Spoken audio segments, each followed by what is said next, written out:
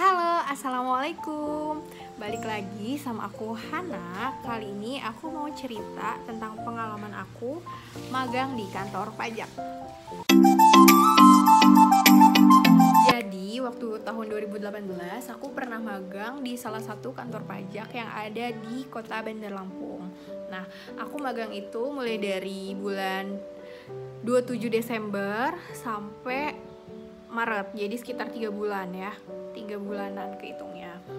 Nah, ngapain aja sih selama magang di kantor pajak? Jadi hari pertama itu, sebelumnya kan kita mengajukan magang tuh ke kantor pajak, sudah diterima sama mereka. Lalu hari pertama datang, pengarahan aku tuh sekitar ber-11 kalau nggak salah. Nanti aku kasih fotonya, ini foto teman-temanku. Nah, hari pertama datang kita pengarahan, jadi perkenalan dulu karena kita kan satu sama lain belum pada kenal. Waktu itu teman-teman aku ada yang dari STAN, ada juga dari CPNS yang dari umum penerimaannya. Kita tuh bersebelas dari berbagai daerah, ada yang dari Padang, ada yang dari Pati, ada yang dari Jawa Tengah, jadi beda-beda. Perkenalan dulu, terus kita diarahin sama kakaknya, dijelasin kalau kalian di sini nanti bakal di rolling per seksi. Jadi satu seksi itu 2 minggu. Terus kita juga perkenalan sama kepala kantornya. Terus dapat deh rolling. Jadi di kantor pajak itu sekitar ada 11 seksi ya. Aku tuh seksi pertama aku dapat di ada yang namanya seksi pemeriksaan. Di seksi pemeriksaan ini aku selama 3 minggu. Nah, di seksi pemeriksaan ini jadi ada banyak pemeriksa pajak sama fungsional. Aku ditempatin di seksi pemeriksaannya bareng pelaksananya. Jadi aku bantuin kakak-kakaknya buat misalnya kayak nyekin berkas, nulis buku di ekspedisi, nganterin surat, kayak gitu, fotokopi, kayak gitu kalau magang. Selama 3 minggu di seksi pemeriksaan. Udah dari seksi pemeriksaan, aku pindah ke seksi Waskon 1. Jadi Waskon itu adalah pengawasan dan konsultasi.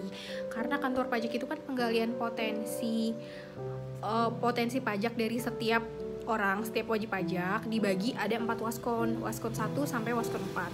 Nah, setiap waskon ini mereka melakukan penggalian potensi. Jadi di waskon itu ada yang namanya AR atau account representative. Jadi tiap orang itu punya target penerimaan pajak. Misalnya aku nih AR, aku punya target 1 miliar.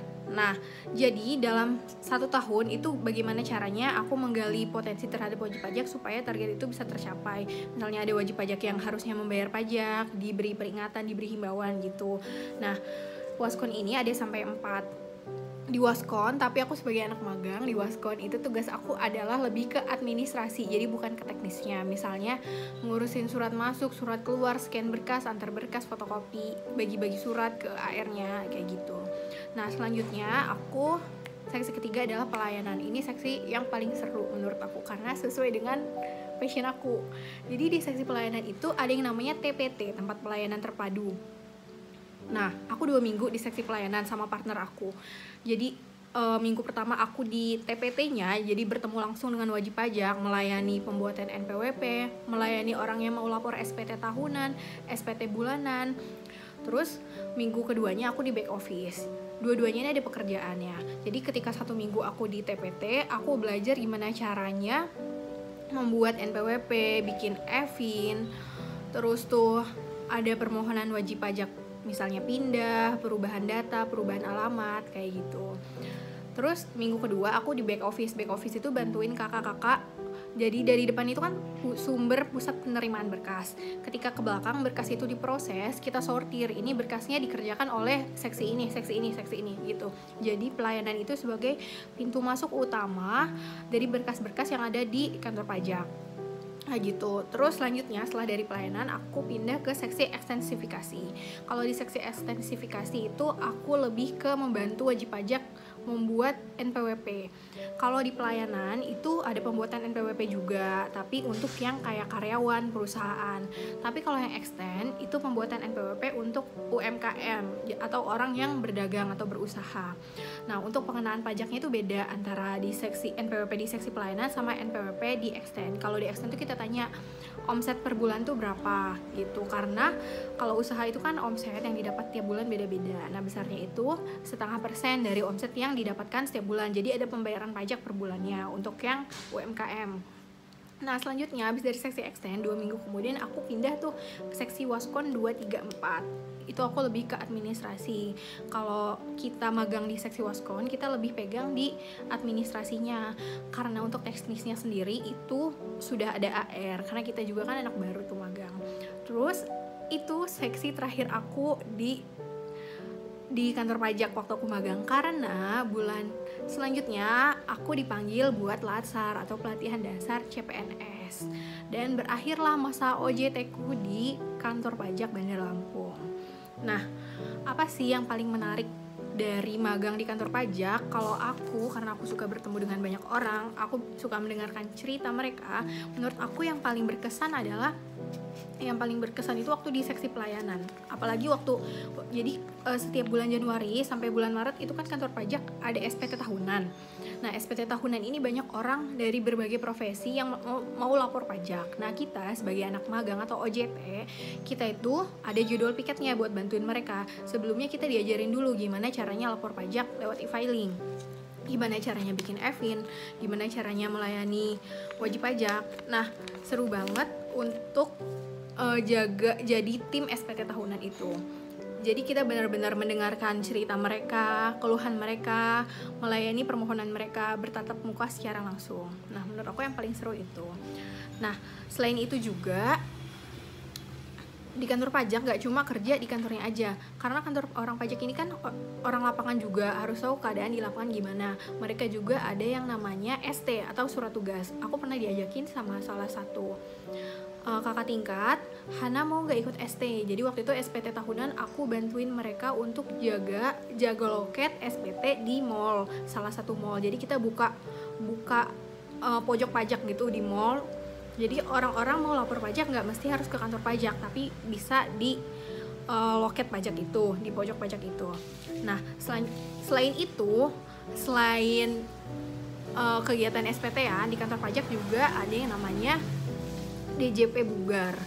Jadi sekali dalam 1 bulan kita melakukan yang namanya senam pagi.